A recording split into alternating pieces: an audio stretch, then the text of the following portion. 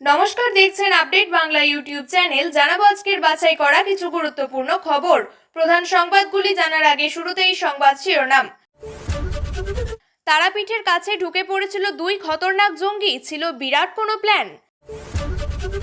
রাজ্য পুলিশ কাজ করছে, বিরোধী দলনেতা শুভেন্দু অধিকারীর গলায় কেন উল্টো সুর? যুদ্ধ পরিস্থিতিতে রাজ্যগুলিকে জরুরিকালীন ক্ষমতা প্রয়োগের নির্দেশ পাঠালো কেন্দ্র। বঙ্গ বিজেপিতে বিতর্ক, দিলীপ ঘোষের কড়া বার্তা। এবার বাঁকুড়া জেলা সফরে মুখ্যমন্ত্রী মমতা বন্দ্যোপাধ্যায়, প্রশাসনিক পর্যালোচনা বৈঠক কবে? ক্ষমতা এলে যাদবপুর থেকে চুলের মুঠি ধরে পাকিস্তানকে ফেলে আসব, শুভেন্দুর নিশানায় বামেরা। মধ্যরাতে ফের উত্তাল ঢাকা, মোল্লা ইউনুসের বাসভবন অবরুদ্ধ করল পাকিস্তানপন্থীরা। জম্মু কাশ্মীর সীমান্তে পাকিস্তানের হামলায় শহীদ হয়েছেন ভারতীয় সেনা, দাবি কর্নেল সফিয়া কুরেশির। এবার আসছি বিস্তারিত খবরে। বাংলাদেশি জঙ্গি কার্যকলাপের সঙ্গে যুক্ত থাকায় অভিযোগে বীরভূম থেকে দুই যুবককে গ্রেপ্তার করল রাজ্যের স্পেশাল টাস্ক ফোর্স। শুক্রবার তাদের নলহাটি এবং মুরারাই থেকে তাদেরকে গ্রেপ্তার করা হয়েছে। দুজনকেই রামপুরহাট মহকুমা আদালতে তুলে হেফাজতে নেয় স্পেশাল টাস্ক ফোর্স। পুলিশ সূত্রে জানা গিয়েছে, ধৃতরা হলেন আজমল হোসেন এবং সাহেব আলী খান।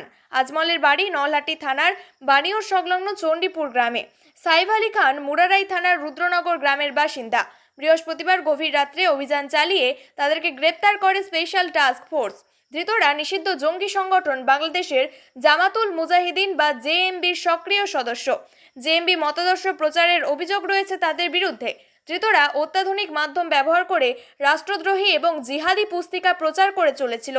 তারা মুসলিম যুবকদের জঙ্গি সংগঠনের সঙ্গে যুক্ত করতে উৎসাহিত করেছিল। একই সঙ্গে ভারতের বিরুদ্ধে যুদ্ধ করার লক্ষ্যে মৌলবাদী মনোভাব জাগিয়ে তুলতে সাহায্য করেছিল। আজমল আগেও জিহাদি কার্যকলাপের জন্য বাংলাদেশে যাওয়ার চেষ্টা করেছিল। বিভিন্ন দেশের জঙ্গি সংগঠনের সঙ্গে তার সক্রিয় যোগাযোগ ছিল বলে জানতে পেরেছে পুলিশ। এছাড়াও গাজাওয়াতুল হিন্দ জঙ্গি সংগঠনের সঙ্গে যুক্ত হয়ে আগ্নেয়াস্ত্র প্রশিক্ষণ, সংগ্রহ এবং বিস্ফোরক তৈরির পরিকল্পনা করেছিল। ভারতের সার্বভৌমত্ব এবং অখণ্ডতার জন্য ক্ষতিকারক কর্মকাণ্ড সংগঠিত করার লক্ষ্যে বিভিন্ন স্থানকে বেছে নিয়েছিল বলে জানা গিয়েছে। রাজ্য পুলিশ বা রাজ্যের আইন শৃঙ্খলা নিয়ে দীর্ঘদিন ধরেই প্রশ্ন তুলছেন রাজ্যের বিরোধী দলনেতা শুভেন্দু অধিকারী। এমনকি সম্প্রতিকালে মুর্শিদাবাদের সাম্প্রদায়িক অশান্তি নিয়ে রাজ্য সরকারকে দায়ী করেছেন তিনি। সেই শুভেন্দুর গলাতেই এখন নরম হলো সুর। তার গলাতেই শোনা গেল রাজ্য পুলিশ প্রশাসন নিয়ে সদর্থক মন্তব্য। কিন্তু আচমকা ভোল বদলালেন কেন রাজ্যের দাপুটে নেতা শুভেন্দু অধিকারী? রাষ্ট্রের নিরাপত্তার স্বার্থে একযোগে কাজ করেছেন সকলে।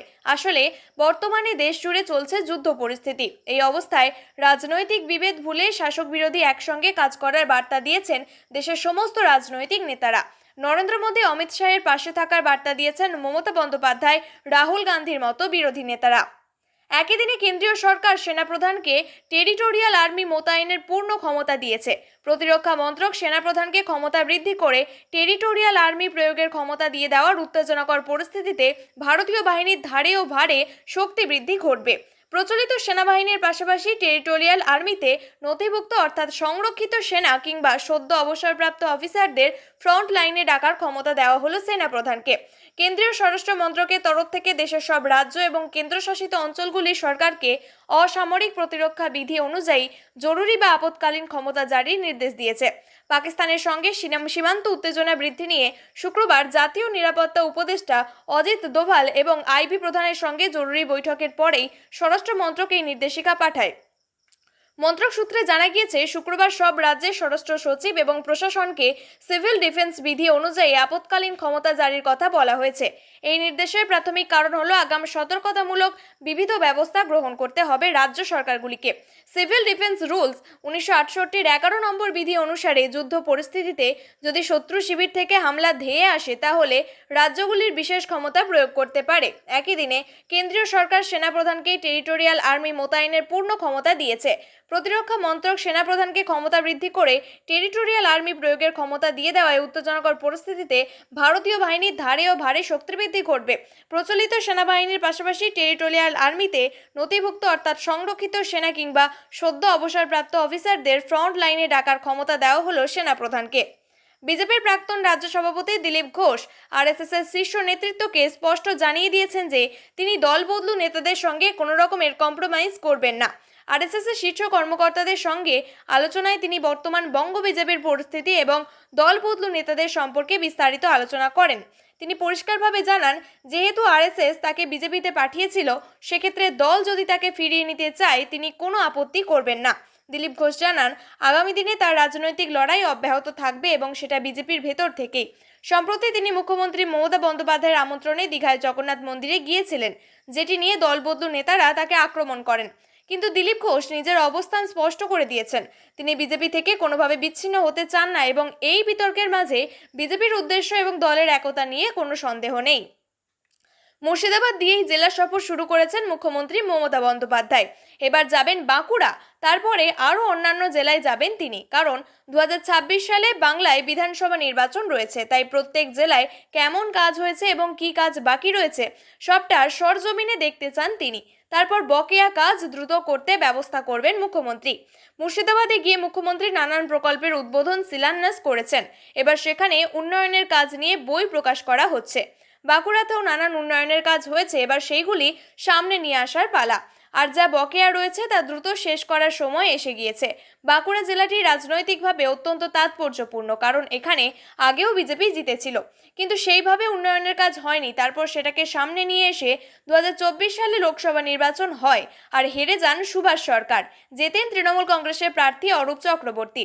অন্যদিকে এই রাজনৈতিক পরিবর্তনের পর নানান উন্নয়ন কাজ হয়েছে বাঁকুড়া জেলা জুড়ে, সেগুলি মানুষ দেখতে পাচ্ছেন ঠিকই, কিন্তু সেসবের সেইভাবে প্রচার হয়নি। এছাড়াও বাঁকুড়া জেলা থেকে বেশ কিছু মানুষজন মুখ্যমন্ত্রীকে চিঠি লিখেছেন এবং ফোন করেছেন বলে সূত্রের খবর। সেই সমস্ত তথ্য মুখ্যমন্ত্রীর সঙ্গে করে নিয়ে আসবেন বলেই জানা যাচ্ছে। বছর ঘুরলে রাজ্যে বিধানসভা ভোট, আর এই ভোটে বাংলার মানুষ বিজেপিকে ক্ষমতায় আনলে তারপর যাদবপুর থেকে সিপিএমকে উৎখাত করা হবে বলে জানিয়ে দিলেন বিরোধী দলনেতা শুভেন্দু অধিকারী। শুভেন্দুর কথায়, এখন পাকিস্তানে ভারতীয় সেনা যেভাবে সার্জিক্যাল স্ট্রাইক চালাচ্ছে, একইভাবে 26-এর ভোটে বাংলা থেকে ভারত বিরোধী শক্তিদেরও উৎখাত করতে হবে। এরপরেই সরাসরি যাদবপুরের প্রসঙ্গ টেনে বিরোধী দলনেতা বলেন, 26-এর ভোটে বাংলার মানুষ বিজেপিকে ক্ষমতায় আনলে 24 ঘন্টার মধ্যে যাদবপুর থেকে এদেরকে চুলের মুঠি ধরে পেটাতে পেটাতে ভারতবর্ষের বাইরে নিয়ে গিয়ে ড্রোনে বেঁধে পাকিস্তানের মাটিতে ফেলে আসবো। কাশ্মীরে জঙ্গি হামলায় গত 22 এপ্রিল মৃত্যু হয় 26 জন নিরীহ মানুষের। এরপরই সোশ্যাল মাধ্যমে প্রধানমন্ত্রীকে সিপিএমের তীব্র ব্যঙ্গ করেছে বলে অভিযোগ শুভেন্দু অধিকারীর।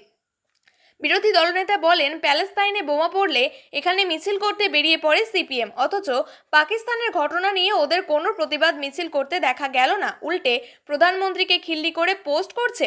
অপারেশন সিঁদুরের পর ওদের মুখ ভোতা হয়ে গেছে। একই সঙ্গে মুখ্যমন্ত্রীকে আক্রমণ করেছেন শুভেন্দু। তার দাবি, আজ কবিগুরু রবীন্দ্রনাথ ঠাকুরের 165তম জন্মজয়ন্তী, আর অথচ উনি এটা ভুলে গেছেন। এটা সমালোচনা নয়, এটা কঠিন বাস্তব। জবাবে সিপিএম বা তৃণমূল কি বলে সেটাই এখন দেখার বিষয়।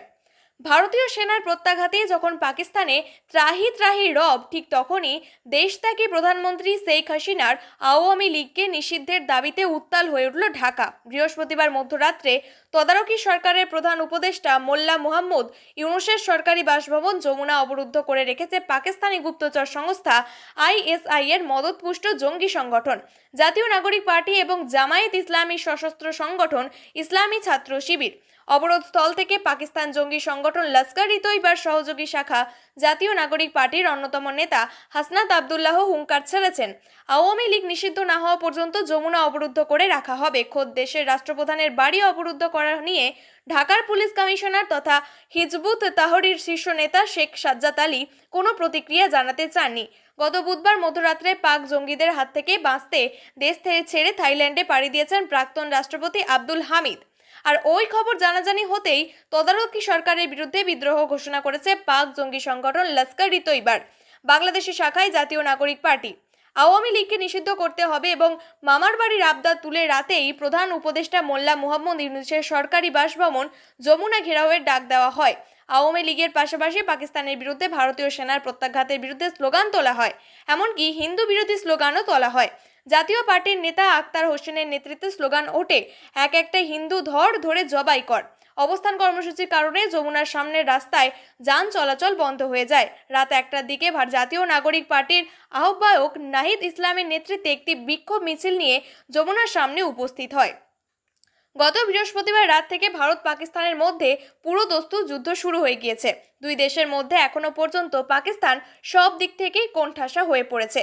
তবে এত কিছুর পরেও হার মানছে না পাকিস্তান, উল্টে সীমান্ত এলাকায় যুদ্ধবিরতি চুক্তি লঙ্ঘন করে হামলা চালিয়ে যাচ্ছে তারা। যদিও এর জবাবে ভারতীয় সেনা দিচ্ছে, কিন্তু এই লড়াইয়ে ভারতীয় সেনার কয়েকজন জওয়ান নিহত এবং আহত হয়েছেন বলেও খবর। শুক্রবার সেই কথা স্বীকার করে নিয়েছে ভারত সরকার। এদিকে সাংবাদিক সম্মেলনে কর্নেল সোফিয়া কুরেশি বলেন, পাকিস্তান হামলার প্রতিবাদে আমরা 4টি বিমান প্রতিরক্ষা স্থানে সশস্ত্র ড্রোন উৎক্ষেপণ করা হয়েছিল, যার মধ্যে একটি প্রাথমিক সতর্কতার রাডার সফলভাবে নষ্ট করেছিল।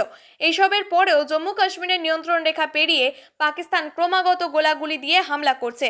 কর্নেল আরও বলেন, পুঞ্চ, তাংধার, উড়ি, মেন্ধার, রাজৌরি, আখনুর, উদ্ধমপুর সহ একাধিক এলাকায় হামলা চালিয়েছে পাকিস্তান। যদিও তার জবাব দিতে গিয়ে ভারতীয় সেনার বেশ কয়েকজন জওয়ান শহীদ হন, আহত হয়েছেন অনেকে।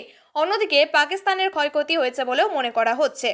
প্রিয় দর্শক, নিয়মিত সঠিক খবরগুলি সঠিক টাইমে পেতে সাবস্ক্রাইব করুন আপডেট বাংলা চ্যানেলটিকে। ধন্যবাদ।